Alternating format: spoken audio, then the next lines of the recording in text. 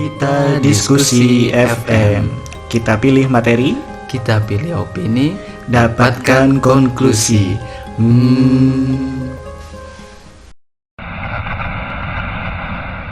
Salam para pendengar semuanya. Halo, kembali lagi di Kita Diskusi, tempat kita pilih opini dan mendapatkan konklusi. Halo para pendengar semuanya, apa kabar? Bagaimana keluarga para pendengarnya? Apakah sehat seperti biasa? Para pendengar sekalian, hari ini kita berganti suasana.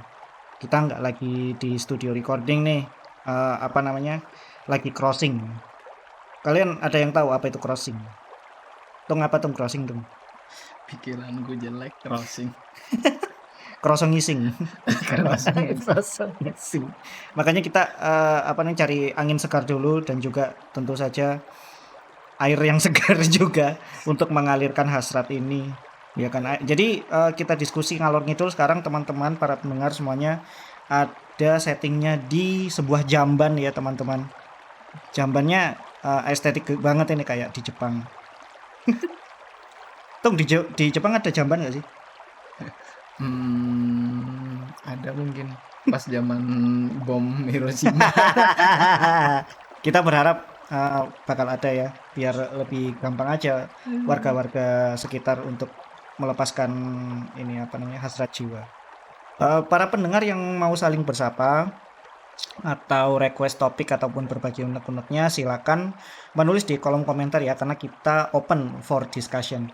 Apapun yang ingin kalian sampaikan, apapun yang ingin kalian bicarakan di podcast ini, podcast kita diskusi, boleh saling berbagi dan saling share. Keluar banyak tuh tadi, agak panjang. Anjir, sepanjang apa nih Tom? Sepanjang jalan Kenangan kita saling bergandeng tangan.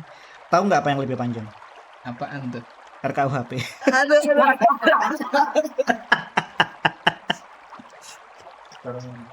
Bro, kita ini baru back to nature loh. Back to nature langsung Back to nature langsung tiba-tiba depresi lagi anjir. depresi. Aduh.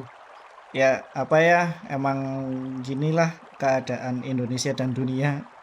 Nggak bisa dikasih bahagia sedetik aja. Nggak bisa dikasih santai. Ingat, para kaum di atas, warga Indonesia tidak sedang baik-baik saja. Tidak sedang baik-baik saja teman-teman. Katanya di cuitan-cuitan sosial media. Emang kenapa sih? RKUHP yang tadinya cuma rancangan sudah disahkan, sudah menjadi KUHP ya teman-teman para pendengar semuanya.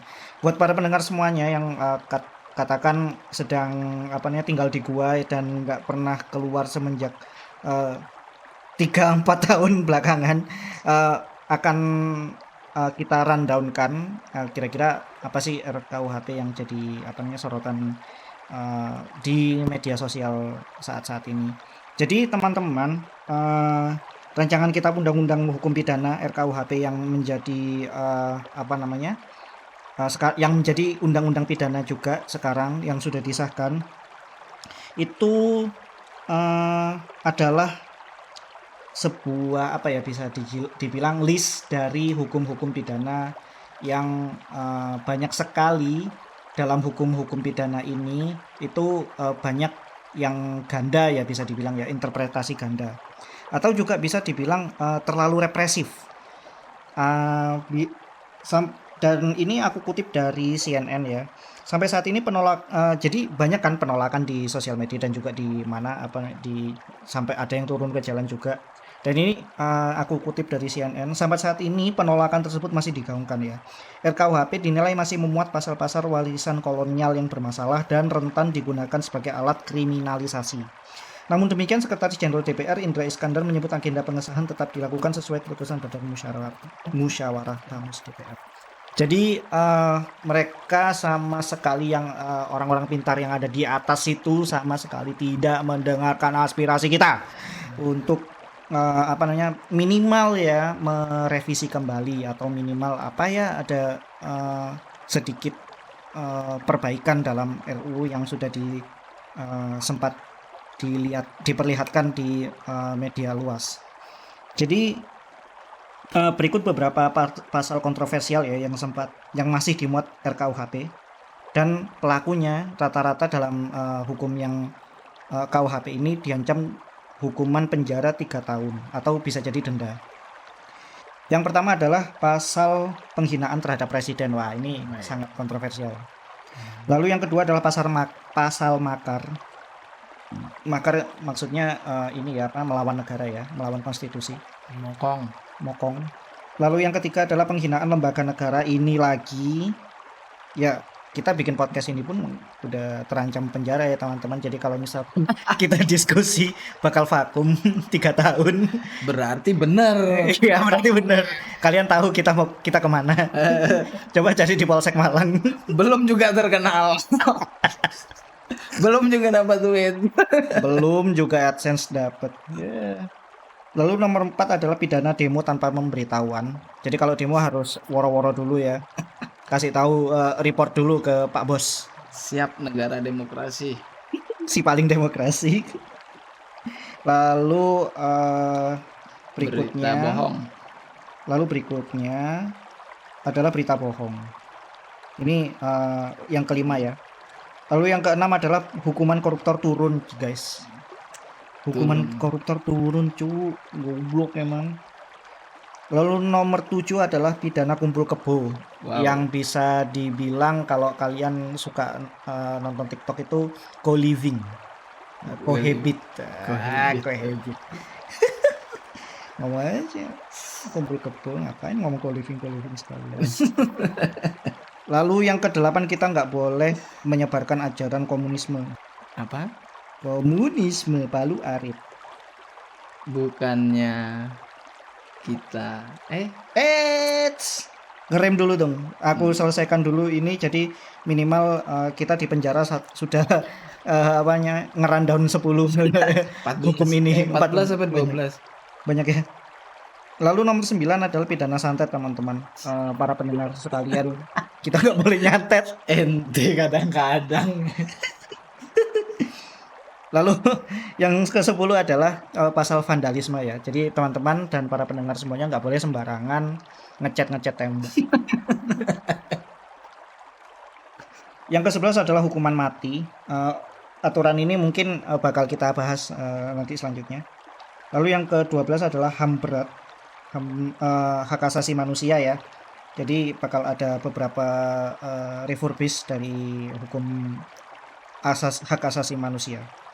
Lalu yang ke-13 adalah living law. Living law ini apa sih, Tom? Hukum adat. Oh ya, hukum adat ya. Oke, jadi mari kita bahas satu-satu ya para pendengar sekalian. Yang paling pertama dan yang paling kontroversial adalah pasal penghinaan presiden. Yep. Jadi dikutip dari CNN juga, ketentuan pidana tersebut dituangkan dalam pasal 218. Pelaku diancam hukuman 3 tahun penjara. Jadi setiap orang yang di muka umum menyerang kehormatan atau harkat dan martabat diri presiden dan / atau wakil presiden dipidana dengan pidana penjara paling lama 3 tahun atau pidana paling banyak adalah kategori 4. Ini ayat kedua. Susah ya, Tom? Susah. Ayat 1 aja nggak tahu kita apa ya. harus tapi ya kalau dilihat di sini penghinaan terhadap presiden ini kan bahasanya rancu sekali ya. Penghinaan yang bagaimana sih? Emang kayak apa sih yang menghina itu? Nah, kayak gitu kan. Iya, kayak borderline menghina itu kayak gimana sih? Iya, menghina maksudnya apa dicantumin juga beberapa kata-kata yang tidak perlu atau tidak baik untuk digunakan untuk dipublikasikan kan bisa. Kayak ini apa namanya, fotonya Pak Jokowi dijadiin stiker WA. Nah, kayak gitu. Itu banyak loh. Masa banyak ditangkap semua, tapi kan itu tidak merendahkan secara apa ya? Ya, ini kalau bisa dibilang sih guyonan inklusif kan. Secara konstitusi, secara konstitusi. Secara konstitusi. Kan tidak menurunkan harkat, ya menurunkan sih mungkin ya. Cuma, apa sih maksudnya sih kalau menurutku ya emang efeknya nggak langsung ke presiden anjir. Ngapain? Ya nggak juga. Iya, cuma itu kan guyonan inklusif, guyonan kita doang. Presiden tuh nggak diajak. Iya, makanya itu kok pingin betul di invite. Aduh, coba deh urus dulu. Coba deh diperbaiki lah apa yang bisa diperbaiki dulu kan. Nah, seperti itu. Mungkin seperti itu bahasa halusnya. Tapi cuman memang penghinaan terhadap presiden berarti kalau kritik apa boleh? Nah, itu dia. Kritik itu apakah menghina? Heeh. Bagaimana kalau kritikus-kritikus politisi di Indonesia yang ingin berpendapat? Kan kita negara demokrasi nih, negara yang bebas berpendapat. Kalau kita pendapatnya kebetulan baik, masa tidak disaring? Eh, ini yang bakal menjadi salah satu ini ya, apa namanya, bahasan dari protes yang dilakukan oleh seluruh masyarakat, teman-teman dan para pendengar. Iya. Jadi pasal ini sangat karet, sama seperti UU ITE yang sempat ini ya, sempat jalan beberapa tahun ini. Banyak orang yang apa namanya, mempidanakan orang lain, mempidanakan orang yang tidak dia suka dengan pasal UU ITE.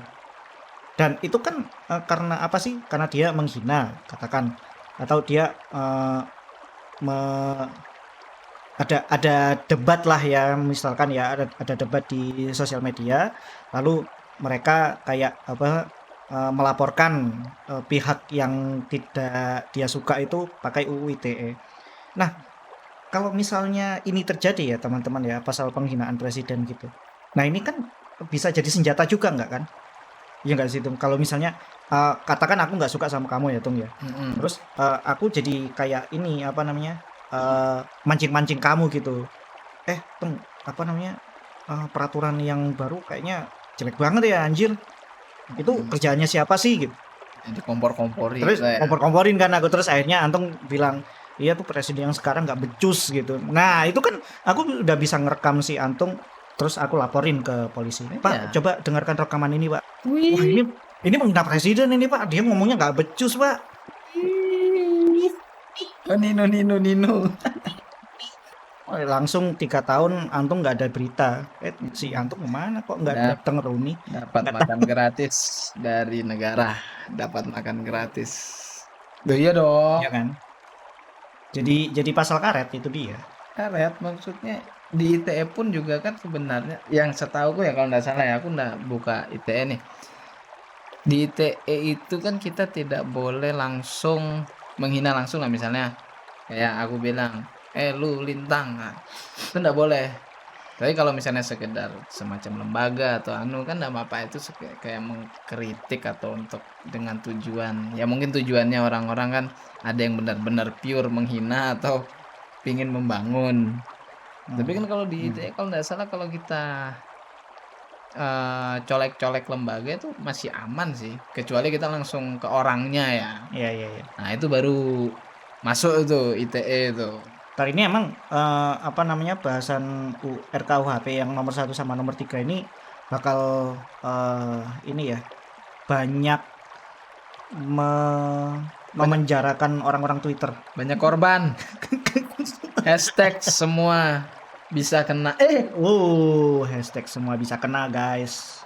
Langsung banyakin ya komentar di kolom komentar. Hashtag semua bisa kena. Iya loh bro, masa kita ini kan di negara demokrasi ya, di negara yang bebas berpendapat. Kalau misalnya pendapatnya masyarakat kecil aja ditanggapi negara sampai segitu kritisnya, segitu parahnya, bro, urusin yang lain dulu deh, gak usah omongan masyarakat dulu. Ya bener, wakil rakyat kan, kita bosnya rakyatnya. Cuma kan rakyat ada yang rakyat kecil, masa yang mau didengerin juga. Siapa tahu cuma sekedar guyonan kopi, lelucon hari ini, lelucon pagi hari. Masa ya tapi nggak tahu juga sih ya. Kalau baperan, Kayaknya ada yang mau naik gitu kan, terus baperan dia. iya jaga-jaga, jaga jaim, Hmm. jaim, jaim, jaim. Kok jaim sih? Apaan sih? Anu prevention di awal lah ya, sebelum anu terus Sebelum dia nanti naik makanya dia apa namanya, ngesain. ya daripada nanti dia naik atau berkompetisi lah ya, tiba-tiba langsung Hmm, habis sudah 20 tahun kamu di penjara. 3 tahun. 3 tahun, jangan ditambah-tambahin. Jangan dong, udah kelamaan banget 3 tahun. Nanti pajaknya ngasih makan di penjara siapa yang Susah bayar? coy, susah, nggak bisa nonton Boruto. 3 tahun coy. Siapa tahu nanti dalam 3 tahun kamu di penjara ternyata One Piece tamat. Kamu nggak bisa dapet momennya waktu One Piece tamat coy. Kan susah. Emang momen apa kalau tamat? Gila itu pasti menjadi memorable banget loh tuh, historical memory banget kalau One Piece tamat. Kan dia nggak tamat-tamat tuh. Iya sih, iya sih. One Iya Piece sih. belum tamat, Boruto sudah punya anak lagi. Ya, Naruto aja udah punya anak, Luffy masih di ini. Masih di Wano Kuni. Sudahlah, itu pasal 216 Poin nomor 1 ya, kan, poin teman-teman. nomor 1 sama poin 3 mungkinnya sekalian tadi kan ya. Yang 3 adalah penghinaan lembaga negara. Jadi teman-teman dan para pendengar sekalian, untuk penghinaan lembaga negara ini adalah pasal 349. Jadi disebutkan pada ayat 1, setiap orang di muka umum dengan lisan atau tulisan menghina kekuasaan umum atau lembaga negara dapat dipidana hingga 1,5 tahun penjara. Ancaman pidananya bisa diperberat jika penghinaan menyebabkan kerusuhan. Wih, Di pasal 350, pidana bisa diperberat hingga 2 tahun jika penghinaan dilakukan lewat media sosial. Sementara yang dimaksud kekuasaan hukum atau lembaga negara dalam KUHP ini yaitu DPR, DPRD, Kejaksaan hingga Polri. Jumlah negara itu harus dihormati. lembaga. Iya, pokok Sampai Pak RT juga anjir katanya. seluruh perangkat kenegaraan kan, itu kan Susah. termasuk. Susah. Tapi Rasa-rasan Pak RT kalau ya. Nah, tapi disclaimer ya guys ya, tadi yang sebelumnya itu kan cuman contoh kan.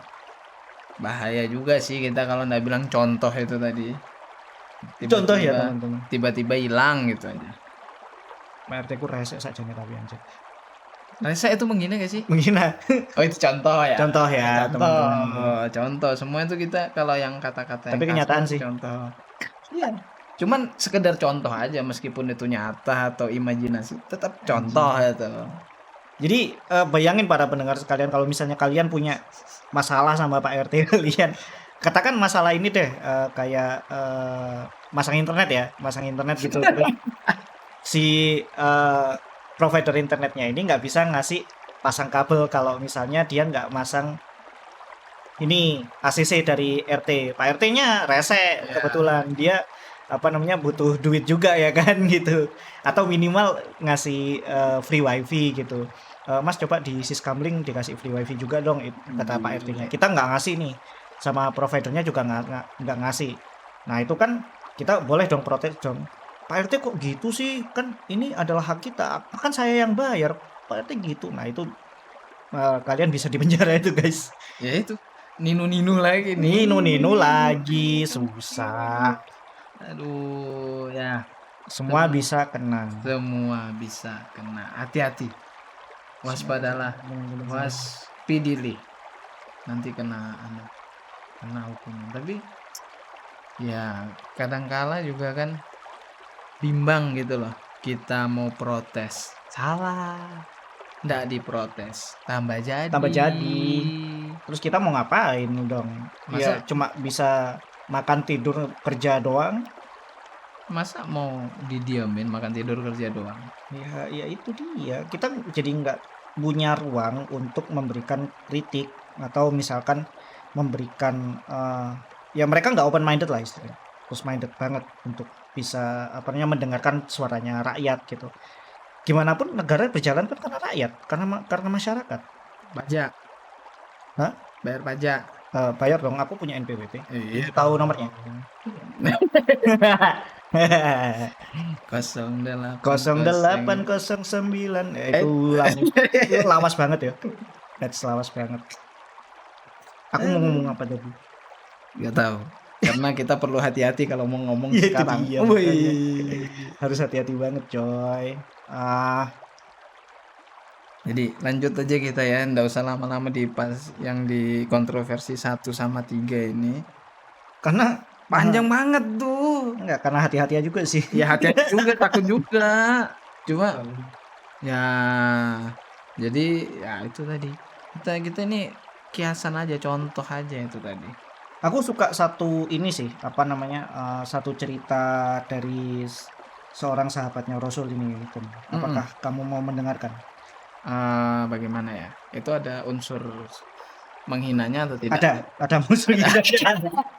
Karena ini, apa namanya, dengan aku bercerita ini mengingatkan pada para pemimpin di, apa namanya, kursi yang tinggi di sana, Di dunia. di dunia ini, bahwa Eee, hukum Allah itu lebih tinggi daripada mereka. iyep, camkan itu. Camkan itu. Jadi, ceritanya ini bermula dari Khulafaur Rasyidin, siapa namanya, Umar bin Khattab ya.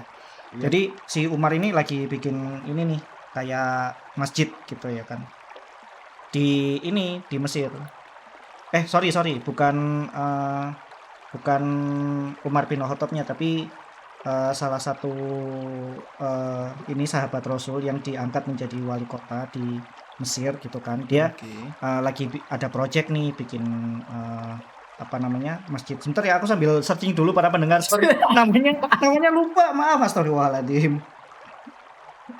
Ya, sambil kita menunggu searching-annya, mari kita nikmati nada dering berikut ini.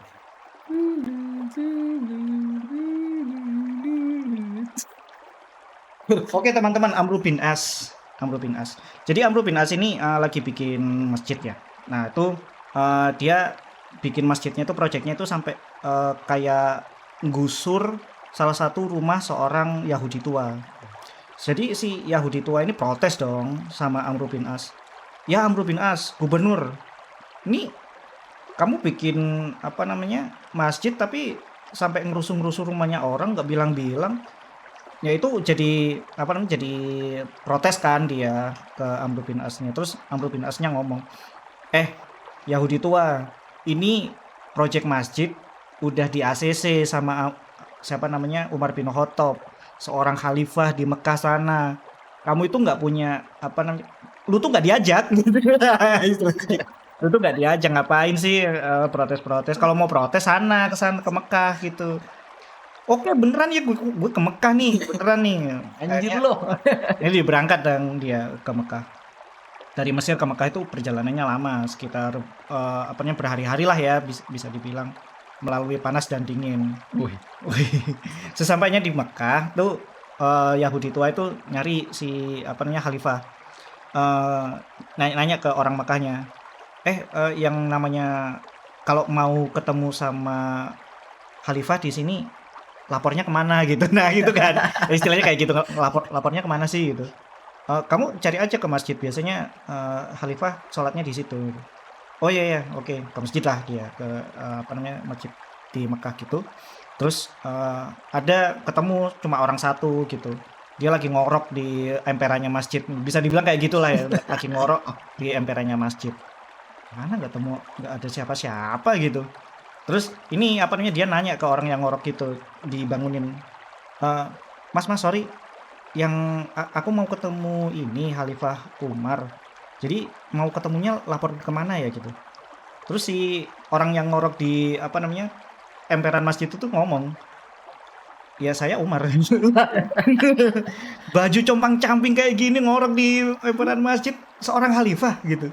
Jadi dia nggak nyangka kalau ternyata pemimpin sebesar itu adalah seorang yang sangat merakyat, anjir. sederhana. Sederhana, tidur ngemper di masjid pakai pakaian compang-camping.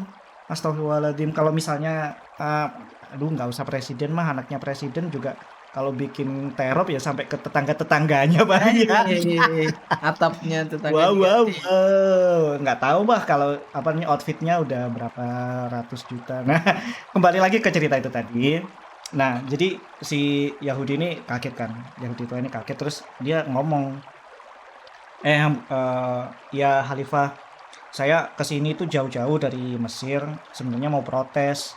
Ini, anak buah Anda yang namanya Amr bin As itu bikin masjid ya kan, tapi malah ini ngebongkar rumah saya. Saya jadi kesel gitu, ini gimana dong?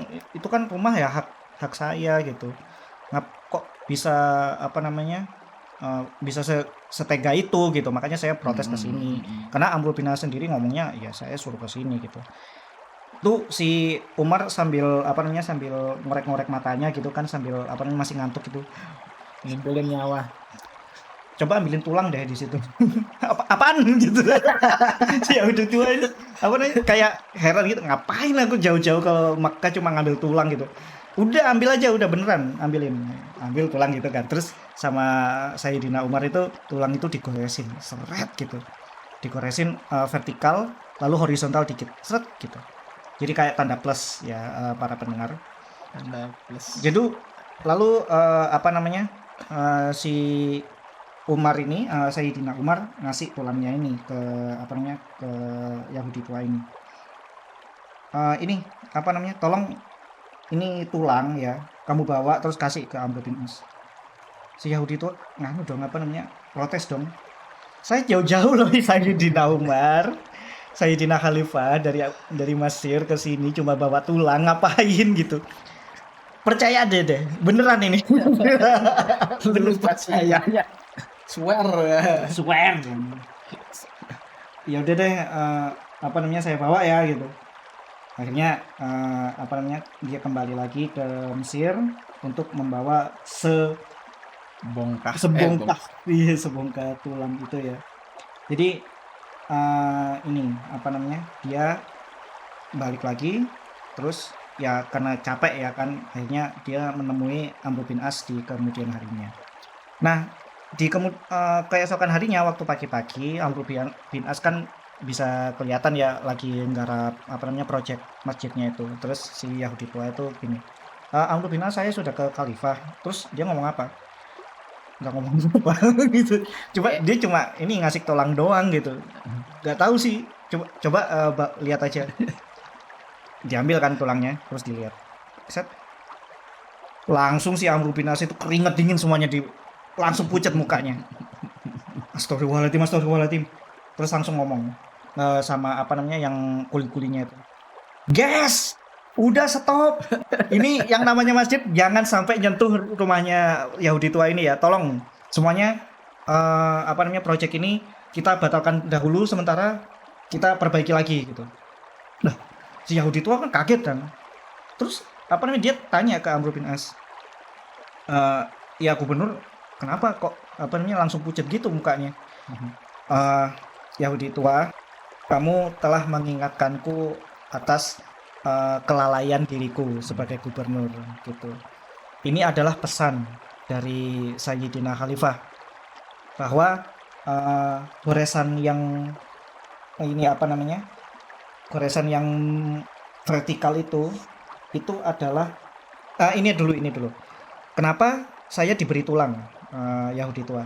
Karena Khalifah Umar itu ingin mengingatkanku bahwa setinggi-tingginya aku punya jabatan, aku itu bakalan jadi tulang juga, bakalan jadi tulang yang busuk juga kayak ini, gitu.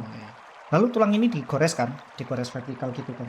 Itu adalah tanda bahwa aku itu harus bersikap adil dari atas ke bawah. Aku itu ada di atas gitu. Harusnya aku adil dong ke bawah dong. Oh iya dong, harus. Nah, harus gitu. Seperti huruf alif gitu. Adil ke atas dan adil ke bawah gitu. Lalu kalau lalu ada goresan ini kan apa namanya kayak horizontal gitu kan ya gitu. Dan tebasan horizontalnya itu tipis gitu. Seret gitu doang gitu. Tahu nggak artinya apa? Apa ya gubernur? Khalifah Umar kalau tahu aku nggak adil kayak gini, dia akan menebas kepalaku seperti garis horizontal yang apa namanya cuma segores ini. Jadi goresannya ya set gitu doang. Udah kepenggal kepalaku gitu. Wih gila gitu si Yahudi tua langsung. Wah gila sih hebat sih gitu. Sing kayak gitu ya. Terkesima langsung sing kalau kalian tahu. Nah itu teman-teman sekilas cerita seorang khalifah ya yang segitu santainya memberikan tulang. Udah bawa deh tulang nih deh. Langsung Amr bin As tahu ya teman-teman para pendengar bahwa ya itu dia teman-teman pesannya. Seperti pemimpin itu seharusnya seperti huruf alif. Adil ke atas, adil ke bawah. Iya. Kalau dia nggak adil, dia akan ditebas oleh nggak usah dari khalifahnya deh. Dari rakyatnya sendiri dia pasti akan ditebas. gitu. Menerima tebasan. Iya, makanya ya menjadi pemimpin itu sulit ya teman-teman ya. Tapi ya dengan adanya aturan seperti ini ya harusnya minimal pemimpin itu harus mendengarkan dong aspirasi rakyatnya dong. Mempertimbangkan lah Mempertimbangkan, minimal setidaknya. mempertimbangkan. Ya, kami timbang-timbang dulu ya masukannya. Timbang-timbang Oh, anakku maaf. sayang. Di bagian quality control masih belum lolos. Bisa diajukan lagi tahun depan. Wow, wow.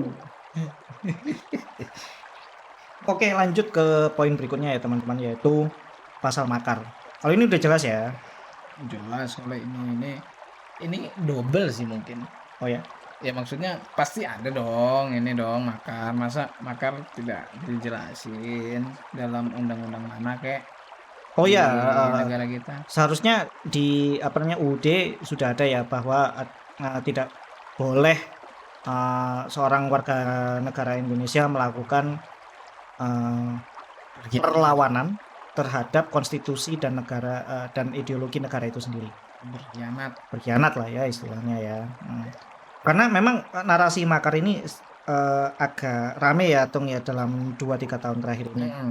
Adanya narasi di mana negara Indonesia harusnya menjadi negara kekhalifahan dan menjadi negara yang apa namanya punya hukum Islam juga. Sebenarnya ini udah lama dari zaman-zaman Serikat Islam pun di tahun 1960-an itu ada juga apa namanya attempt untuk makar seperti ini. Tapi untuk sekarang memang lebih dipertegas bisa dibilang. Ya nggak apa-apa sih kalau itu sih aman-aman aja ya. Maksudnya kan juga untuk menjaga kedaulatan juga kan tujuannya. Iya, tentu. Jelas. Ini kalau ini udah jelas loh ya. Jelas. Oke, kalau gitu kita langsung ke apa namanya poin berikutnya nomor 4 yaitu pidana demo tanpa pemberitahuan. Wow. Draft KUHP yang memuat ancaman pidana atau denda bagi penyelenggara demonstrasi tanpa pemberitahuan adalah pasal 256 ya teman-teman. Yaitu setiap orang yang tanpa pemberitahuan terlebih dahulu kepada yang berwenang mengadakan pawai, unjuk rasa atau demonstrasi di jalan umum atau tempat umum yang mengakibatkan terganggunya kepentingan umum, menimbulkan keonaran atau huru-hara dalam masyarakat, dipidana dengan pidana penjara paling lama 6 bulan atau pidana denda paling banyak kategori 2. Ini sehubungan dengan beberapa apa namanya demo terakhir ya, terutamanya di Malang. Jadi sempat ada ini aksi duka cita ya untuk para supporter. Itu kita demo turun ke jalan. Nah, kalau di sini sih kita ada beberapa pemberitahuan woro-woro gitu itu terjadi memang di sini. Ya. Tapi nggak sedikit juga demo-demo yang langsung turun ke jalan ya kan, dan itu sangat mengganggu. Kalau aku sendiri sih setuju dengan adanya KUHP yang ini. Tapi menjadi protes, menjadi apa namanya bisa dibilang narasi protes, dikritik karena dengan mudah RKUHP ini mengkriminalisasi dan membungkam kebebasan berpendapat. Jadi gini, kalau aku sendiri sih pendapatku gini, kebebasan pendapat itu penting dan justru harus karena itu hak asasi manusia. Tapi ada tempatnya, ada ruangnya gitu. Iya. Kalau kita mengaspirasikan suara kita tanpa ini ya istilahnya bisa dibilang nggak woro-woro atau mengganggu kepentingan masyarakat yang lain, teman-teman, seperti turun ke jalan terus bikin macet dan macetnya nggak cuma 1 jam 2 jam, itu yang bikin merugikan orang banyak. Kita nggak bisa dong cari simpati, cari empati dengan cara yang merugikan orang juga gitu. Ya. Cuma memang ada tempatnya tadi ya kalau kita mau berpendapat toh. Iya benar. Ada tempatnya. Cuma kalau dengan adanya ini kan kita perlu melakukan pemberitahuan. Oke, nggak masalah, no problem, pemberitahuan. Nah, cuma nanti ada embel-embelnya izin atau enggak setelah kita beritahu. Nanti malah kita dijadikan sasaran kayak misalnya orang yang mau demo nih untuk eh, apa tadi itu keluhannya atau karena ada suatu hal yang terjadi, terus tiba-tiba nggak diizinin sama aparat, kan nggak boleh. Hmm. Atau nggak usah gitu deh, asal nggak usah diizinin deh, karena di sini rancu juga kan, pemberitahuan atau sama izinnya juga kan kita nggak tahu. Nih anggap aja kayak pemberitahuan atau kita sudah memberitahu kita mau demo begini, kita minta tolong sediakan tempatnya di mana. Iya, Kita benar ngomong, benar benar. oke. Nah, apakah itu disediakan dengan segera atau malah Enggak jelas. tidak digubris sama Jelasnya sekali? enggak. Nah, Kalau sepengalamanku turun ke jalan sih, ini sih tuh. Kalau kita ada agreement untuk turun ke jalan di tempat ini, oke. ada atau tidaknya persetujuan kita tetap apa namanya tetap turun. Hmm, Tapi ini apa namanya kita ngasih woro-woro ke apa namanya para pihak berwajib ya, gitu. Tapi memang woro-woronya lisan doang gitu. Secara Pak kita ada ini aksi turun ke jalan di tempat ini bisa tolong dikasih ini apa namanya arahan gitu. oh iya dong, benar dong. Tapi ya itu salah satu solusi juga sih kalau dengan Hmm. adanya apa undang-undang ini, kita bisa ngasih tahu dadakan aja. Ya kan biar dia enggak siap, sebentar sebentar sebentar sebentar sebentar sebentar. Loh, yang penting kasih tahu, Iya, enggak ada izin di sini. minimal ini sih kalau kataku H-30. H-30 menit. Selek. Dan itu pun lewat WA. Baca enggak dibaca, ya kan yang penting sudah dikasih tahu, berarti kan ya oke lah ya, yang penting ya. Pak, Jadi setengah jam lagi kita demo. nah, cuma ya itu lah kita sebagai masyarakat kalau bisa lebih pintar sedikit lah. Ya Iya, itu iya, iya. tidak melawan hukum nih, enggak melawan hukum, Enggak tapi dong, kita enggak dong. Kita tetap melakukan sesuai aturan prosedur. main. Prosedur kita ikuti. Nah, silakan lawannya aja bisa mengimbangi. Woi, Wow, wow, wow. hati-hati loh nanti dibuat lagi nih. Minimal 30 lagi. H-30 menit. Itu sih lebih keren gitu ya. Cuma Lebih dadakan. cuma Kayak tahu bulat. cuma kalau pribadi sih kalau masalah demo dan demo ini kan karena memang kita negara demokrasi juga ya. Mm-mm. Dari namanya aja sudah ada demo kan. Pasti kan ke coel-coel tuh aksi-aksi demo. Sudah biasa lah kalau di negara demokrasi, beda Udah kayak di sering. negara komunis kan. Lu mau demo mau bunuh diri beneran. Coba Langsung tembak di tempat lu demo di Korea Utara. eksekusi. Langsung. Kalau ndak dijauhin sama teman-temanmu sendiri. Minimal nggak usah eksekusi di tempat. Kamu belum demo, kamu belum turun ke jalan. Masih pamit nih ya. Masih ngomong ke temenmu. Besok kayaknya enak sih demo. Dor. Baru mau WA aparat berwajib mau minta izin, Dor. belum bisa hilang. Bahaya. Ya, tapi ya inilah maksudnya ini undang-undang yang menurutku enggak ada masalah, cuman kita Ya, yang ya, perlu ya. Kita yang perlu pintar, sedikit yes. Kita perlu punya mengikutinya apa bagaimana karena juga memang tertulisnya juga rancu kan. Mungkin setelah kita ngomong apa mau direvisi kayak Hamin 30 lagi. ya. Jadi mending ya sudah mending apa enggak tahu sudah langsung turun. Nextnya tuh Di nomor 5 kalau di CNN tadi ya. Oh iya CNN ini. CNN Indonesia. nomor 6. 5 dong. Berita Oh iya. bohong. Di RUU KUHP ini mengatur soal penyiaran, penyebarluasan berita atau pemberitahuan yang diduga bohong. Oke. Pasal ini menyasar pers atau pekerja media. Ya, ya. Di pasal 263 ayat 1 dijelaskan bahwa seorang yang menyiarkan atau menyebarluaskan berita pemberitahuan padahal diketahuinya bahwa berita tersebut atau pemberitahuan tersebut bohong dan mengakibatkan kerusuhan dapat dipenjara paling lama 6 tahun atau 500 juta. Itu kesimpulannya yang dari Yes. pasal 263 ayat Yes. 1 ya. Nah, di sini sih kalau menurutku berita bohong ya tentulah harus Udah jelas ya. Sudah jelas. Udah jelas ya. Kalau berita bohong mah memang sudah harus diberantas, sudah harus kita apa namanya jadikan pelajaran bahwa berita bohong itu tidak baik. Ya bohong aja sudah nggak baik ya kan. Bohong Apalagi itu. berita bohong ya kan. Nah, Cuma yang menjadi pasal karet di sini teman-teman, kalau di apa namanya opiniku sendiri, bisa jadi pers yang melawan pemerintah, misalkan memberikan apa namanya berita yang minimal mencoreng nama jeleknya pemerintah dalam katakan DPR atau DPRD, itu bisa dicekal dengan pasal ini gitu. Mau dia bohong atau fakta, kalau misalkan dia pemegang hukum dan penegak hukum ya bisa jadi hal yang terburuk ya, pasal ini disalahgunakan, di-abuse. bisa sih dianggap bohong gitu lah. Iya iya dianggap Oh bohong. itu tidak benar misalnya berita tentang si A dibilangin oh mencuri kaleng. Ternyata habis itu si A diinterview, oh saya tidak mencuri kaleng, saya mencuri duit. Wow Itu wow. bohong berarti kan Bohong. medianya yang salah, yang pencurinya bebas. Woi.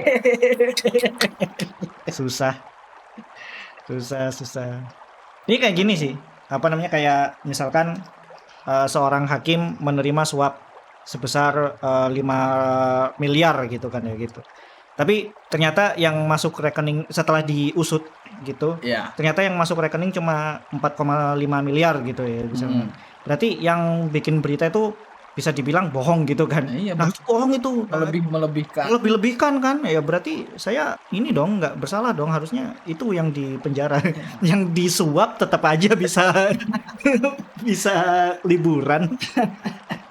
Malah medianya, orang-orangnya yang kena penjara. Ya, begitulah. Cuma kalau secara general ya berita bohong ya jelas lah ya. Kita kan tidak mau Ya. berita Kita nggak bohong. mau ada Tapi banyak berita bohong kalau berkeliaran. itu opini apakah termasuk bohong? Opini bukan berita tuh. Iya sih ya. Iya. Pemberitahuan.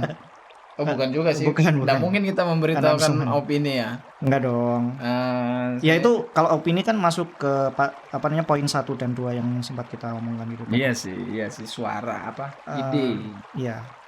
yang Pasal ini penghinaan rakyat dan penghinaan rakyat lagi, penghinaan presiden. Rakyat mah dihina sudah biasa. iya aduh Udah makan omongan tetangga tiap hari. kasihan banget yang jadi rakyat.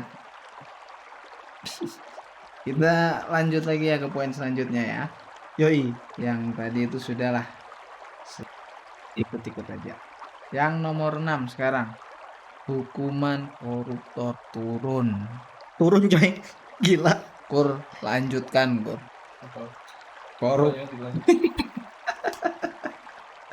Nah, hukumannya turun. Ini ditulis mengatur terkait di RKUHP mengatur terkait pemberantasan tindak pidana korupsi. Namun hukuman pidananya mengalami penurunan.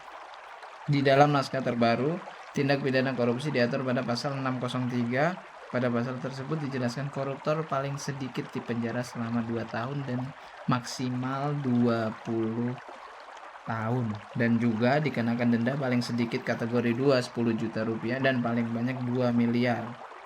Wow. Kayaknya sih kalau denda duit aja sih masih turah-turah ya, apa turah-turah itu. Masih lebih ya untungnya ya. Profitnya kayaknya tinggal aduh jangan penjara deh. Gue bayar denda aja. 2 juta. Lumayan gue dapatnya 50, 48. Loh, ini kan pikiran aja kemungkinan. The koruptor ngapain dikasih jatah dia untuk bayar denda? Bangsat banget. Minimal kalau denda ya harus lebih dari yang apa dia korup dong. Sumpah anjing banget. Sebelumnya dalam U20 2001 koruptor itu didenda paling sedikit 200 juta loh teman-teman. Para pendengar. Sekarang 10 juta coy. Apa 10 juta? 2 mana tadi? Oh iya Kita 10 juta. Iya 10 juta dan paling banyak 2 miliar. paling sedikit 10 juta. Padahal dulunya paling dikit 200 juta. 200 juta itu aja masih ada kembaliannya. Masih kembalian. Ya coba di sini Sumpah, ditulis denda koruptor disesuaikan sama nilai yang dikorupsi. Paling singkat 2 tahun. Penjaranya juga kayak hotel bintang 5. Kan masih bisa bayar fasilitas pakai uang korup. Wah. Beli TV, beli apa.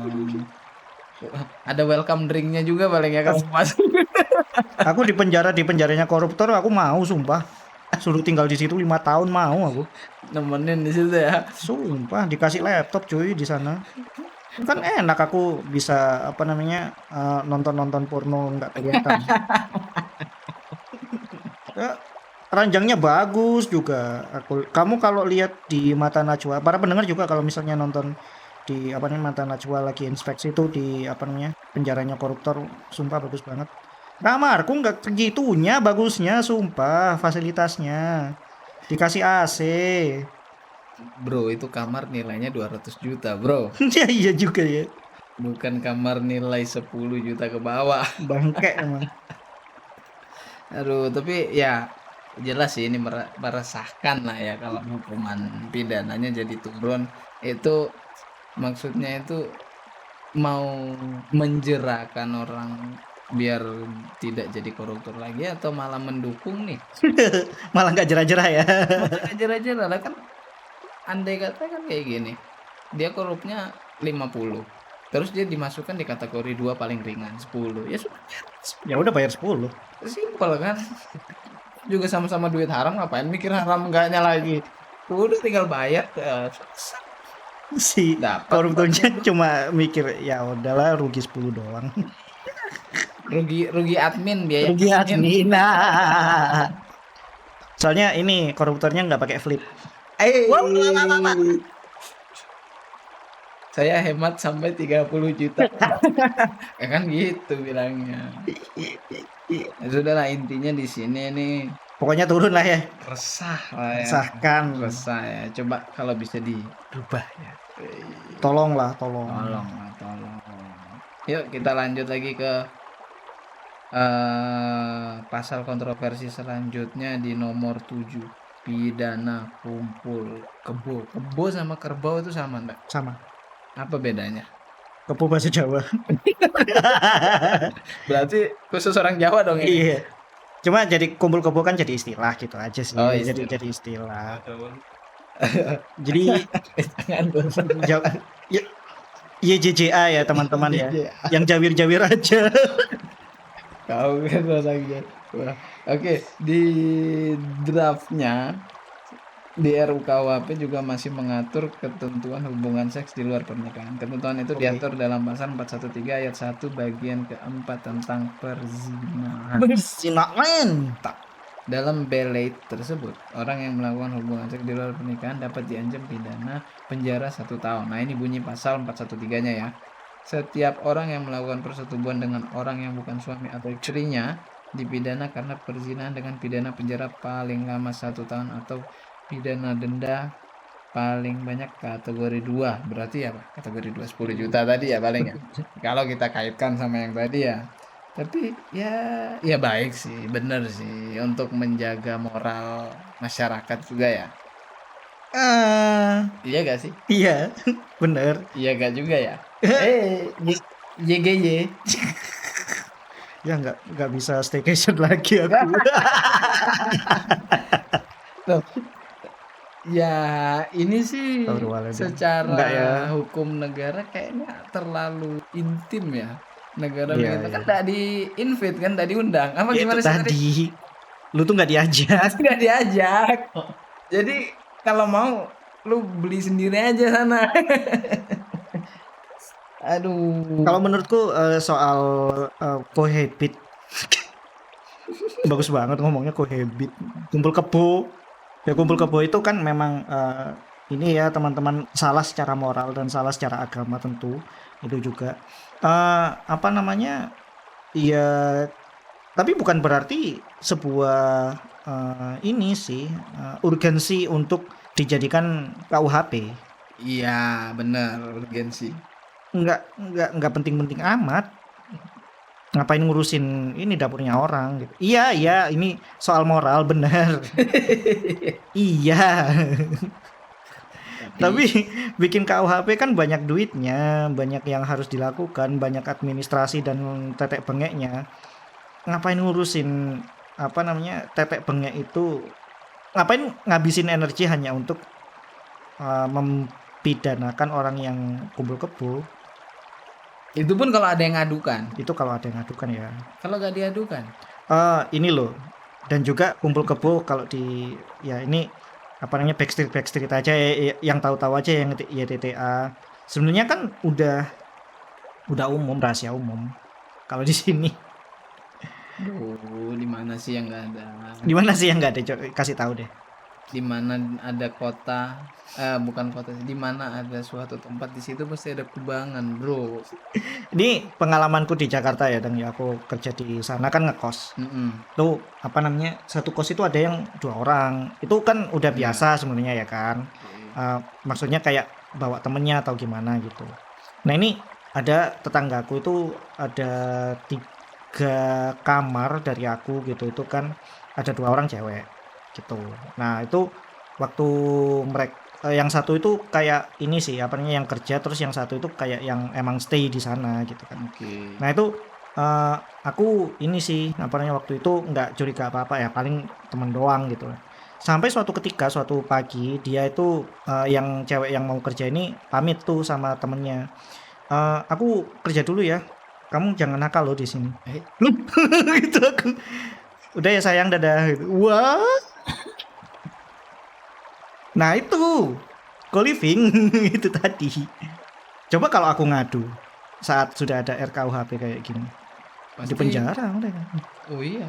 Oh iya, 3 tahun ya tau nggak? Berapa tahun tadi? 1 tahun. 1 tahun, oh ya. 1 tahun aja. Kurang lama sih. Kurang lama sih, tapi mengganggu nggak sih?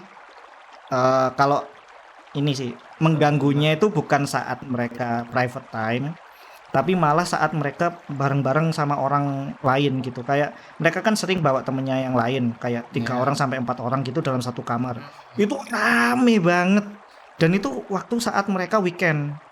Ya aku mah weekend pulang dari kerjaan aku pinginnya nyantai, pingin tidur, tapi diganggu sama apa namanya kayak gitu kan males banget. Suara-suara, tapi berarti untuk masalah hubungan kumpulnya nggak masalah dong harusnya. Nggak masalah, dia nggak ganggu siapapun. Secara moral salah ya teman-teman. Secara agama juga salah ya. Nggak boleh seperti itu, nggak boleh dibiasakan dan nggak boleh dinormalkan, nggak boleh dinormalkan. Meskipun sekarang sudah menjadi rahasia umum. Astagfirullahaladzim, naudzubillah min Dan dzalik. secara peraturan, apa sih bahasanya kita? Kalau undang-undang itu peraturan apa? Peraturan konstitusi ya? Iya, ya kalau ini pidana sih. Pidana ya. Iya. Kalau di pidana kan ya nggak perlu lah Nggak ditulis sedetail terlalu urgensi, ini, iya nggak itu usah tadi. terlalu urgensi. Kalau moral iya jelas ini salah. Secara konstitusi, secara hukum dan pidana nggak urgent, Iya, nggak Tid- penting-penting banget gitu tadi. tidak. Karena ada lah pasti undang-undang lain yang bantu mendukung pelaporan ini daripada dimasukkan ke RUHP. Ya kan mungkin ada bentuk lainnya kah atau Iya, pengaduan. edukasi minimal Ah, gitu. Itu yang apa penting. kayak lah ini masa ya itu lu tuh gak diundang, nggak diajak, Lah iya, masa ngikut-ngikut pengen aja. tahu kan kayak gitu. Aduh. Lanjut Lanjut aja ke lagi. nomor 8 yaitu sebar ajaran komunis ya para pendengar. Nah ini yang seru nih para pendengar. Jadi ketentuan ini diatur dalam pasal 188 tentang tindak pidana terhadap ideologi negara. Ideologi negara kita apa? Pancasila. Pancasila 1. Ketuhanan yang Maha Esa. Nah, pada pasal 188 ini teman-teman berbunyi, setiap orang yang menyebarkan atau mengembangkan ajaran komunisme, marxisme, leninisme di muka umum dengan lisan atau tulisan termasuk menyebarkan atau mengembangkan melalui media apapun dipidana dengan pidana penjara paling lama 4 tahun para pendengar. 4 tahun kalau kalian ngomongin soal marxisme. Ini kita jadi harus nutup ini enggak sih itu kuliah ideologi. Nah iya, itu tidak boleh diajarkan itu dosen kita itu tangkap semua. Itu kan ilmu itu apa ya? Ya maksudnya ilmu yang perlu diberitahu. Kan mungkin kalau secara di kelas kita diberitahukan bukan untuk cuci otak ya. Enggak lah, ya kan Tergantung pengetahuan. Tapi kalau ada yang tercuci otak misalnya, wah iya aku mau ngomong Harusnya negara ini adalah negara komunis teman-teman, Marxis. Semua diatur oleh negara itu lebih baik. Iya betul, karena semua undang-undangnya mengacu ke Sayo sini.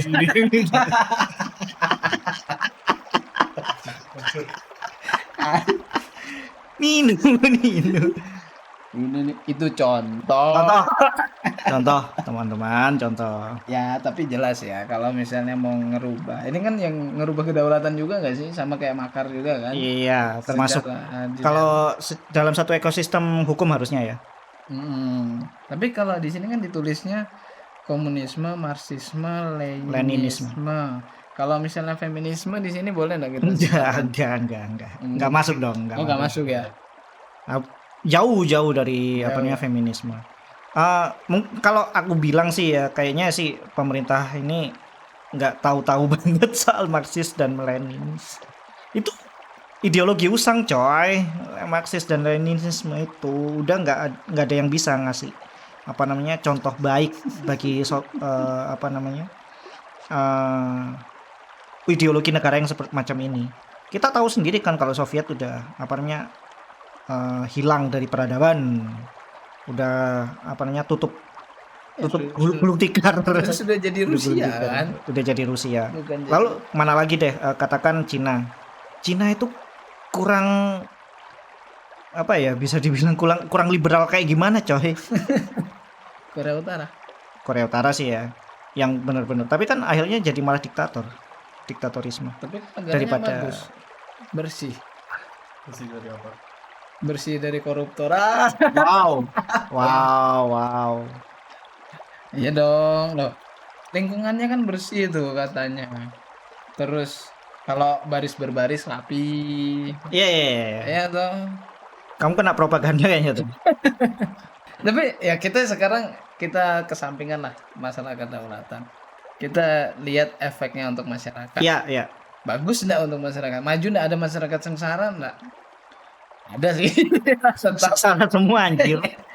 Tapi kan secara gak langsung dia cuma sengsara karena tertindas tirani kan. Iya. Cuma selain dari itu mereka happy aja, maksudnya gak mikirin, waduh besok makan apa atau gimana atau ini harus ngapain kan enggak, sudah diatur semua. Ignorance is bliss. Sudah tinggal ngikutin aja. Daripada kita daripada bebas berpendapat tapi juga tetap masih dikekang. Wow. Demokrasi tapi dikekang oleh konstitusi. Wow, apaan tuh? Negara mana tuh? Negara Konoha. Hidden Leaf Village. Oke, ya kalau di dalam Indonesia sih kita balik lagi ke poin 8 tadi. Jangan juga lah kita sebarin ajaran selain ideologi kita Pancasila kan menyelentang, karena memang Pancasila itu jujur secara personal bagus. Oh iya, memang. Kuat lah, maksudnya semua jelas dari situ. Dan sudah dibarokahkan oleh para ulama. Itu sih yang keren sih. Dan teman-teman kalau misalnya yang sekolah atau kuliah hukum internasional dan juga mungkin bisa jadi sastra juga, kalian pasti akan belajar Marxisme, Leninisme dan juga komunisme tentunya ya kan. Dan menurutku punya pendapat bahwa mereka itu benar atau bahwa salah satu ideologi itu benar, itu kan nggak salah sebenarnya. Yang salah itu kalau misalnya kalian menganggap ideologi ini benar lalu mencoba menggulingkan, nah itu kan yang salah gitu. Makar. Nah itu kan jadi satu kayak tanya jawab sih, cause and effect ya. Tuh sebab akibat. Nah itu yang salah gitu. Mempelajari ya sah-sah aja dong kalau mempelajari gimana sih caranya sistemnya ideologi negara yang diatur dalam komunisme itu seperti apa gitu. Wah ini gambar apa ini? Ini Palu Arit ini. Wah kamu ini. Mana pakunya? Lanjut aja ya. Lanjut. Oke, poin nomor 9 para pendengar yaitu pidana sanksi. Aku nggak bisa serius ini bacanya sumpah. Aduh, ente kadang-kadang. Ente. Ya ini lagi rame juga di beberapa platform sosial media di tahun-tahun ini 2022 ini. Keren sih. Dokter siapa tuh? Ya lupa sih. Nggak usah diingat lah nama ente kadang-kadang. Pokoknya yang itu ya kan. Jadi pidana santet ini para pendengar dituangkan dalam pasal 252 ayat 1 ya. Pelaku yang melakukan santet akan diancam hukuman sampai 1,5 tahun, guys. Jadi bunyinya seperti ini. Setiap orang yang menyatakan dirinya mempunyai kekuatan gaib, Tadi dukun. anjing, memberitahukan, memberikan harapan, menawarkan atau memberikan bantuan jasa kepada orang lain bahwa karena perbuatannya dapat menimbulkan penyakit, kematian, atau penderitaan mental atau fisik seseorang, itu bisa dipidana dengan pidana paling banyak penjara ya 1 tahun 6 bulan atau pidana paling banyak dengan kategori 4 gitu bunyi pasalnya. Berapa itu ya kategori 4? Wah, kurang tahu. Jadi hukuman ini ya para pendengar bisa jadi lebih berat kalau pelaku itu menjadikan santet sebagai mata pencaharian. Masuk di kurikulum vitae. Itu nggak bisa dimasukin LinkedIn teman-teman. Nah, ini jelas sih. Doa nanti enggak. Mendoakan jelek. Ya bisa. Itu termasuk santet kan? Iya, sumpah serapah. Wah, sumpah serapah. Enak-enak jalan ya kan ya. Terus tiba-tiba dari belakang kita ada motor pakai knalpot brong. Apa namanya? Ngegas di samping kita. Bangsa tak sumpah tiba kan cok. Kita sing di penjara. Kita di penjara itu langsung 3 tahun habis sudah. Mamam tuh. Mamam doa jelek jadi santet tidak. Ternyata dia beneran jatuh. Goblok. Tapi kalau kita lihat di pasalnya nih ada satu faktor loh yang bisa menyebabkan santet itu dipidana. Yuk. Menyatakan dirinya mempunyai kekuatan gaib. Berarti kalau kita tidak ngaku kita punya gaib tapi bisa santet, mah enggak apa-apa dong ya. Gak apa-apa dong. Yang penting nggak ngomong-ngomong aja. Iya. YTTA. Iya, Yang tahu-tahu aja. iya kan? Pelaku santet yang menyatakan diri mempunyai kekuatan gaib. Yes. Memberitahu, menawarkan, memberikan bantuan jasa kepada orang. Tapi kalau secara spontan kan kayak gitu. Iya, iya. Yang penting kan nggak nganu ya, nggak ngomong-ngomong ya, Nggak ngomong-ngomong. nggak masukin LinkedIn kan. Iya. Ya, tapi balik lagi sama kayak yang kumpul-kumpul tadi urgensi juga ya. Iya benar. Ngapain Ini kan sih? nggak perlu banget apa namanya ada RKUHP yang seperti ini. Maksudnya profesi penyantet, profesi dukun dan lain-lain itu sudah jadi apa namanya bisa dibilang umum lah kalau di Indonesia juga. Dan yang paling rame kemarin itu kan yang bisa ngeluarin duit dari belakang punggungnya itu Gus apa sih aku lali anjir. Ya pokoknya itu dan dia kan apa namanya kalau pasien-pasiennya itu dia harus bayar dulu kalau mau digandain duitnya gitu kan, narasinya ceritanya kayak gitu. Nah itu ya itu salah karena dia mengadvertising salah kan, itu false advertising banget anjir. Apamu lah apa ngekei duit gawe digandakno duitmu tapi akhirnya dapatnya nganu kan zong gitu kan, ceritanya kayak gitu tuh. Itu jelas salah karena itu menipu, penipuan. Nah, Penipuan dong harusnya. penipuan. Nah, terus kalau kayak santet yang mengakibatkan mental menimbulkan penyakit kematian itu kan harusnya termasuk kriminal dong harusnya sudah. Kriminal ya jelas. Iya kan? Ya sudah tinggal Karena itu membunuh. eh, Udah masuk dalam pasal pembunuhan. menyakiti secara fisik atau mental kan. Benar. Harus kriminal dong. Jadi ngapain lah dibuatin ini karena kan sudah ada undang-undang kriminal, masa harus secara gamblang sih ditulis kalau itu santet tindak kriminal. Enggak sih, orang-orang kan sudah tahu pastinya ya. Tapi karena memang mungkin dulu hukum santet ini memang nggak ada sih. Iya. di Jadi ini undang-undang kayak memang. perjelasan gitu kan dari apa namanya KUHP pembunuhan. Ya. Jadi misalkan kalau di undang-undang pembunuhan itu kayaknya memang kita perlu narasumber yang tahu hukum ya Tung ya. Iya. Next time. Insya Allah ya teman-teman. Kita Jadi apa namanya?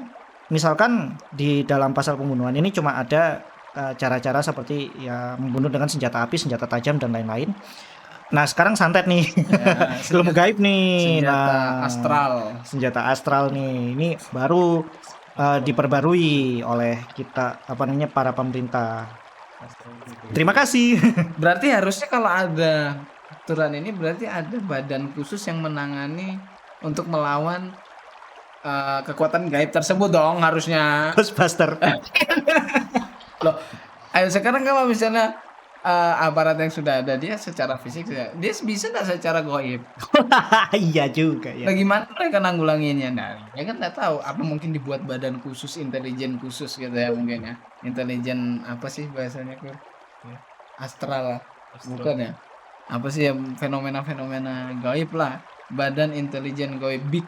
Big. Big. Big cungus. Ya, tapi ya Keren sih. bisa lah itu dipending-pending. Ya, mundur-mundur dulu. Yang penting-penting dulu lah. Yuk, lanjut lagi kita. Oke, ke poin nomor 10 teman-teman. Nomor 10 para pendengar, yaitu vandalisme. Jadi RKUHP ini mengatur undang-undang yang mengatur orang-orang yang melakukan pencoretan dinding. Jadi bunyinya ya, bunyi pasalnya, setiap orang yang di tempat umum melakukan kenakalan terhadap orang atau barang yang dapat menimbulkan bahaya, kerugian atau kesusahan dipidana dengan pidana denda paling banyak kategori 2 yaitu 10 juta. Gitu. Jadi kalau ini langsung denda ya.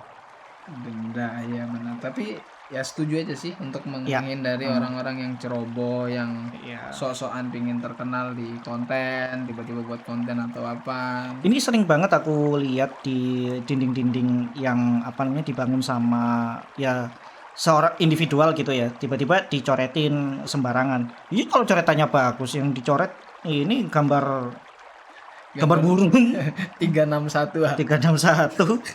Ya kan merugikan ya kan. 361. 361 Chan. Kalian tahu sendiri. 361.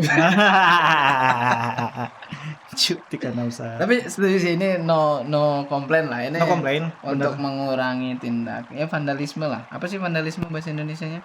Ya, itu udah jadi koinan. Sudah jadi ya.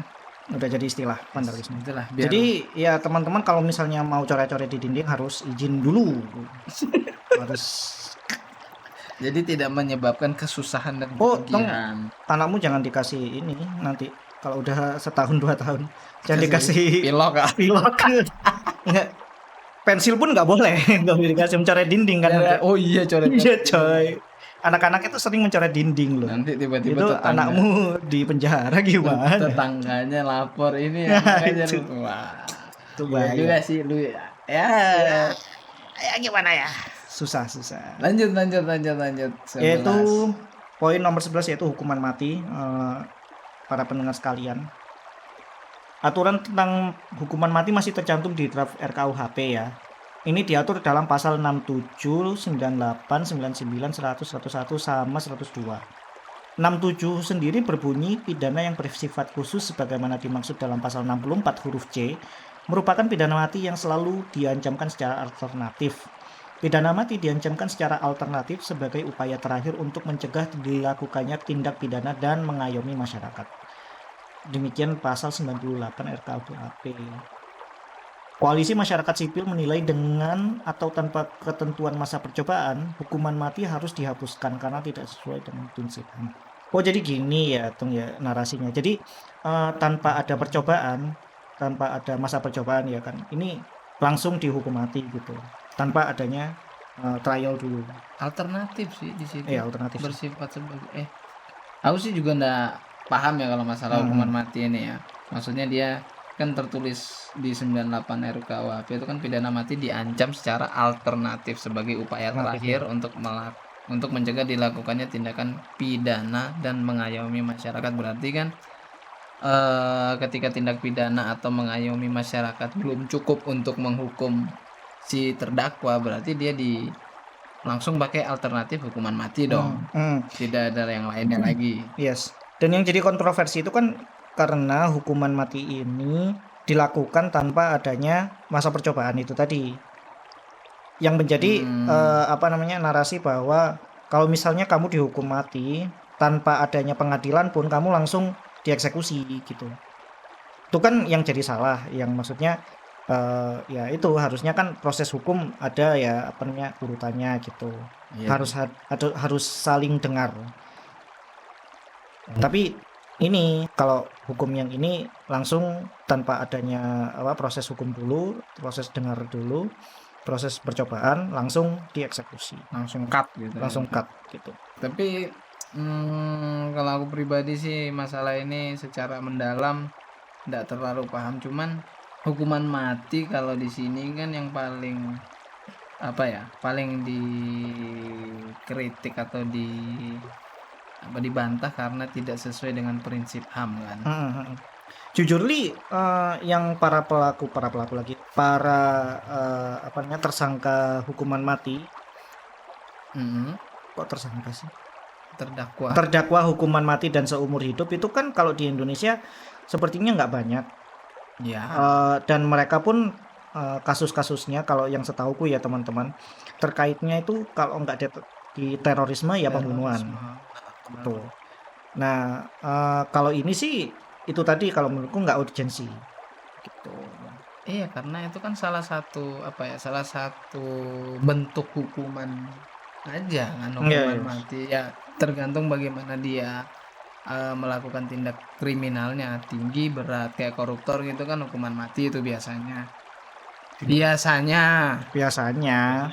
di itu Sunagakure itu kuat itu. Sunagakure itu ngeri kalau di Konoha. Memang dia masih lempeng-lempeng aja santai, bisa nego kalau di Sunagakure ditenggelamin di pasir kawan.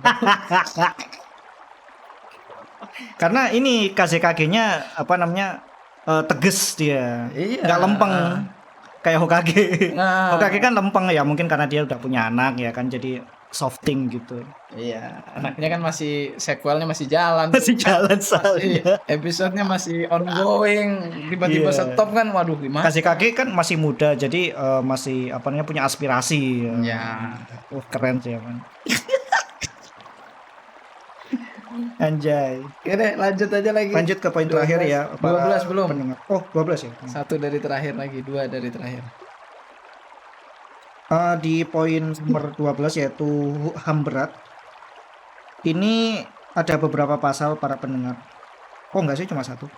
Jadi tindak pidana ini sebenarnya sudah diatur dalam UU tahun 2000 ya, UU nomor 26 tentang pengadilan HAM karena bersifat khusus.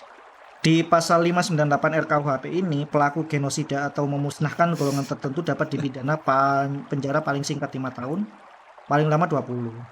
Adapun genosida yang dimaksud berbentuk membunuh anggota kelompok, mengakibatkan penderitaan fisik atau mental berat terhadap kelompok ya ini ya, kolektif, jadi menciptakan kondisi kehidupan kelompok yang diperhitungkan akan mengakibatkan kemusnahan secara fisik, memaksakan tindakan yang bertujuan mencegah kelahiran dalam kelompok atau memindahkan secara paksa anak dari kelompok ke kelompok lain. Pidana mati, penjara seumur hidup, atau pidana penjara paling singkat 5 tahun dan paling lama 20 tahun gitu penggalan pasalnya. Pasal ini dikritisi karena dianggap mengurangi kekhususan pada kasus pelanggaran HAM berat dan dapat menghambat penuntasannya. Mungkin karena di sini dibahas HAM berat itu kemarin mungkin sudah bagus ya mungkin ya. Iya. Cuman di sini malah dipersempit lagi, dipersempit lagi klasifikasinya, jadi cuman ini aja, yang lain-lain tidak termasuk gitu mungkin ya. Ini jadi kayak di poin sebelumnya pasalnya itu jadi lemah. Bisa dibilang. Ini kan bisa dibilang tindak pidana yang berat sekali ya kan, genosida loh. Para pendengar itu melakukan pembunuhan terhadap kelompok dan juga ya bisa dibilang memaksa apa sih, membasmi ya, membumi hanguskan, membumi ratakan, ya pokoknya membunuh secara banyak lah ya. Membunuh secara banyak apaan sih, ya itu membunuh kelompok ya, itu kan membantai ya, itu sulit sekali untuk dimaafkan. Jadinya HAM yang sebelumnya itu lebih baik gitu, tapi sekarang malah menjadi lebih lemah tuh, lebih turun lah nilainya. Yang jadi kritis, yang jadi kritikan di situ. Kita sendiri nggak mau ya kalau misalnya HAM-nya malah KUHP-nya jadi seperti ini. Ini tindakan yang sangat berat, harusnya dihukumnya juga sangat berat ya. mungkin dari hukuman atau dari ya itu tadi bentuk-bentuk genosidanya cuman sampai D. Mungkin kalau di HAM yang sebelumnya kita ada banyak bentuk HAM berat, perlakuan HAM berat itu kayak apa aja kan, kelompok-kelompok. Jadi kalau kayak gini mah ya cuman sekedar kelompok kolektif aja yang tersakiti. Hmm, Terus yang HAM yang lainnya, HAM berat lainnya bagaimana? gitu ya, bisa jadi. Mungkin ya makanya itu dikritisi atau dianggap lemah tadi apa dapat menghambat penuntasannya. Sebenarnya aku harus lebih banyak belajar sih kalau soal yang ini, perlu Iya. kita banyak explore lagi. Kita ndak bisa banyak lebar, cuman ya berdasarkan kutipan dari CNN ini aja. Mungkin karena dia itu sedikit melemah ya, itu aja sih yang bisa tak bilangin. Untuk sisanya sih masih belum dalam. Hmm. Lalu yang terakhir para pendengar yaitu living law. RKUHP mengatur tentang aturan hukum adat. Jadi living law ini bisa dibilang hukum adat ya. Dalam ketentuan ini tertuang dalam pasal 2 dan 595. Di pasal 2 ayat 1 dijelaskan ketentuan sebagaimana dimaksud dalam pasal 1 tidak mengurangi berlakunya hukum yang hidup dalam masyarakat yang menentukan bahwa seseorang patut dipidana walaupun perbuatan tersebut tidak diatur dalam undang-undang ini. Di pasal 2 dijelaskan hukum yang hidup dalam masyarakat sebagaimana dimaksud ayat 1 berlaku dalam tempat hukum itu hidup dan sepanjang tidak diatur dalam undang-undang ini dan sesuai dengan nilai-nilai yang terkandung dalam Pancasila, Undang-Undang UUD 945, hak asasi manusia dan asas hukum umum yang diakui masyarakat beradab. ICJR menilai living law beresiko dijadikan alasan oleh aparat dalam melakukan penghukuman terhadap seseorang yang melakukan tindak pidana dalam adat gitu. Kamu sendiri punya pendapat kan? Ya kurang lebih kayak gitu sih, karena juga kurang paham ya bahasanya ini. Anjay. Pasal ayat 1 sama ayat 2 ketentuan sebagaimana mengurangi berlakunya hukum yang hidup dalam masyarakat. Pasal 1 tidak mengurangi berlakunya hukum yang hidup dalam masyarakat yang menentukan seseorang patut dipidana walaupun perbuatan tersebut tidak diatur dalam undang-undang ini. Gimana kok? Melanggar hukum adat yang Berarti perbuatan itu enggak tidak boleh. Berarti tidak boleh dihukum dong secara adat. secara undang dia dihukum. Secara undang-undang tidak dihukum, Secara adat. secara adat itu yang tidak. Oh, ini kayak kasus yang sempat booming ya, Apa kasus apa itu? yang penghinaan terhadap Pulau Kalimantan, IKN ya. Ada tuh tokoh negara yang ngomong sembarangan mulutnya, gacor soal ini pulau tempatnya kuntilanak dan lain-lain gitu ya kan.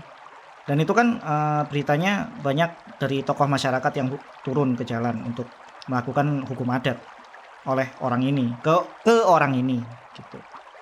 Nah itu di RKUHP yang sekarang itu kita tidak boleh melakukan hukum adat seperti itu ya, Teng?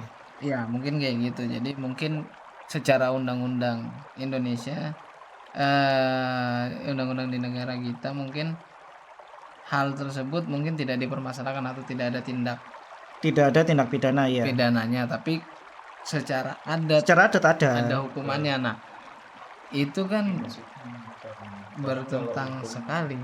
Jadi maksudnya itu mungkin kalau dia melanggar hukum adat sekarang masuk pidana. Aku tahu ini enggak sih? Enggak sih, kalau dilihat dari ICJR kan menilai living law beresiko dijadikan alasan oleh aparat dalam melakukan penghukuman terhadap seorang yang melakukan tindak pidana adat. Berarti orang yang melakukan tindak pidana adat akan dihukum. Bukan orang, misalnya aku adat ini lintang ngerusuh nang adatku. Ya. Secara undang-undang tindak kerusuhannya tidak ada di undang-undang, tapi secara adat ada. Ini tak hukum dia. Nah, aku dihukum sama undang-undang. Oh ya. Itu jadi Ya. masalah sih memang. Soalnya kan hukum adat sudah datang dari tradisi, datang dari kultur turun temurun, dan itu lebih tua daripada UUD 45. tentunya. Ya UUD kan 45. Iya dong. Ya, tapi hukum adat lebih dari itu. UUD, UUA. UUA tahun 600 Masehi. Anjir. Zaman Majapahit. Cuma itu sih yang maksudku, yang jadi pandanganku itu kurang lebih kayak gitu. Jadi mungkin Iya, ya. living law di RUKUHP atau di KUHP ini sekarang mungkin bisa dijadikan senjata untuk melawan adat-adat ketika mereka melakukan tindakan yang tidak sesuai di mata Iya. aparaturnya. Iya. Misal kan Ini bisa jadi semacam, yaitu tadi sempat di nudge sama CNN. Ini bisa dijadikan alat sama aparat. Kalau misalnya dia nggak suka sama satu etnis tertentu, katakan ya kan, yang punya apa namanya hukum adat gitu itu. Mereka kayak mengambil atau memenjarakan salah satu tokoh adatnya gitu. Terus akhirnya hukum adat ini perlahan-lahan hilang dari apa namanya tradisi. Itu yang bermasalah memang. Masalah banget sih. ya malahan memicu kerusuhan. Ya Memicu, enggak tahu ya, memicu. mungkin memicu mungkin atau gimana. Ya karena ya kita balik lagi yang bisa menghukum, yang bisa apa,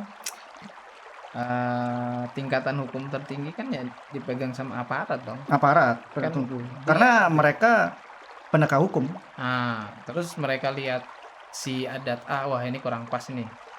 Praktisinya mungkin misalnya secara tindakan hukumannya, wah ini harus ditegur. Iya. Wah, enggak ditegur lagi dong, sekarang dipidana langsung. Wah, ini jadi salah satu apa namanya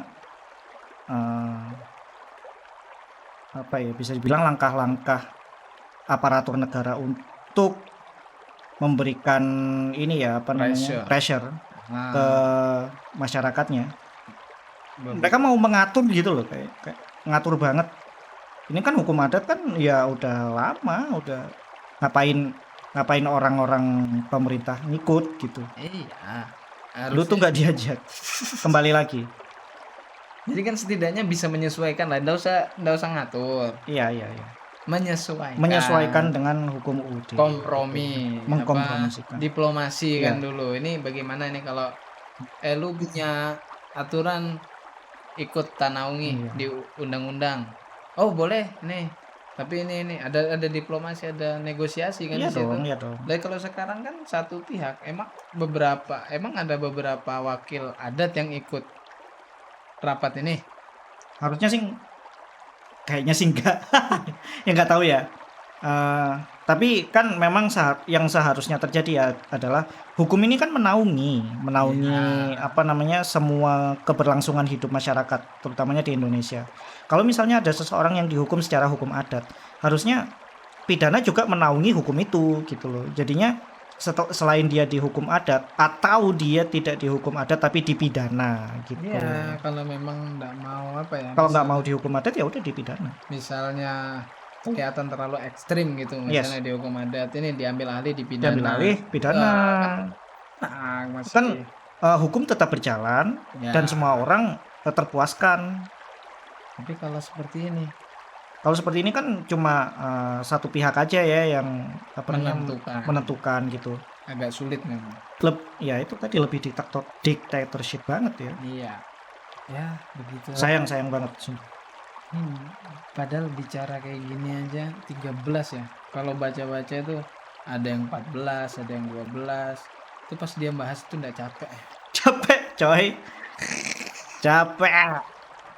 Ini udah makanya rancangan KUHP ini udah bertahun-tahun ya sebenarnya. Dan bertahun-tahun pun juga ditolak. Ditolak sebenarnya, tapi Banyak yang ini nolak. aja masih tetap aja jalan juga dan disahkan loh. Disahkan, maksudnya kenapa sih enggak dipertimbangkan? Nah, setelah disahkan baru banyak suara-suara tuh. Ada kalau misalnya ada yang ada yang mau protes, ada yang tidak setuju atau ada yang keberatan dengan undang-undang tersebut, bisa dibawa ke ranah hukum. Ayo dibicarakan. Kenapa saat sebelum lah ajak Iya. Kenapa pas udah sah kayak gini kalau baru ngapain? banget Apa daya masyarakat, bro, lu suruh ngundang bayar pengacara, duitnya dari mana? Ya kalau mereka mau urunan patungan. Lah kalau misalnya masih berat susah. Ya syukur-syukur Susah. ada LBH yang bantu kan, apa Iya, LBH, iya. lembaga Lembaga bantuan badan hukum. bantuan hukum kah, badan hukum ya Iya, istilahnya, yang ada bantuan hukum. tulisan-tulisan itu. Iya, iya, pokoknya gitu. Kan mending ya, kalau tidak gimana, tapi ya tentu kalau ini pasti banyak lah apa, pentolan-pentolan yang ikut protes. Pentolan. Ya, pentolan-pentolan apa sih bahasanya? Pentolan doang, nggak Pentolan somai. enggak somai, tahunya ikut di belakang. 500 soalnya, pentol kan 2.000 sekarang. Iya, mahal sekarang anjir. Apakah karena RKUHP? Aduh, diayomi dong masyarakatnya, jangan dikekang-kekang doang bisanya. Ya enggak? Iya. Teman-teman, kita nggak mau apa namanya istilahnya lebih jauh lagi memperburuk suasana ini yang sudah buruk ya ini sebenarnya. Ya, ingat Indonesia sedang tidak baik-baik Tidak saja. baik-baik Woi. saja. Dan dengan adanya RKUHP yang disahkan ini juga makin buruk sih sebenarnya. Ini kayaknya ada dengar-dengar apa namanya bakso mau lewat ini tuh. Kayaknya. Coba sih cek dulu. Tapi kan kita belum apa basuh-membasuh ini. Apakah setidaknya kita lebih baik membasuh terlebih dahulu? Ting ting ting ting, so bakso. Lo basuh itu. Jambon. Aduh. Ya, oke deh, obrolan ngalor ngidul kali ini mungkin kita apa? Kita stop dulu di sini ya. Yes, kan kita udah banyak banget ngebahas RKUHP ya, para pendengar sekalian. Kalau para pendengar punya opini tentang RKUHP ini, bagaimana sih? Kita pingin banget tahu gimana pendapat para pendengar soal RKUHP yang sudah disahkan ini. Kira-kira bagaimana? Apakah ini affecting banget ke apa namanya kehidupan kalian langsung? Apakah kalian terhambat daily life kalian karena RKUHP yang sudah disahkan ini? Boleh dong sharing-sharing ke kita di kolom komentar. Boleh juga kasih tahu kami pengalaman-pengalaman kalian selama RKUHP ini disahkan. Gimana sih? Apakah benar-benar memberikan hambatan, dampak negatif ke kehidupan kalian secara langsung? Oke teman-teman. Kalau kalian punya pendapat yang lain, kita bisa open untuk diskusi.